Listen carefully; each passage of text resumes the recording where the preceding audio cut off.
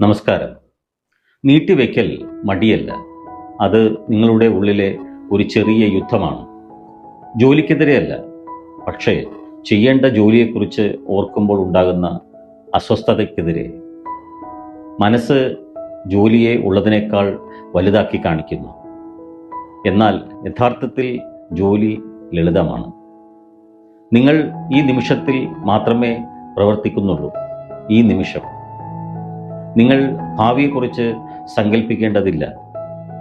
പ്രചോദനത്തിനായി കാത്തിരിക്കരുത്. എല്ലാ ദിവസവും ചെറിയ ചുവടുവയ്പ് നടത്തുക, തുടരുക.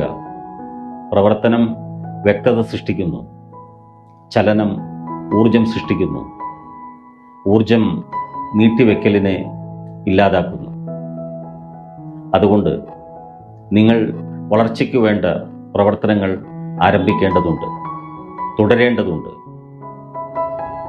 എല്ലാവർക്കും നല്ല നിമിഷങ്ങൾ നേരുന്നു. നന്ദി, നമസ്കാരം.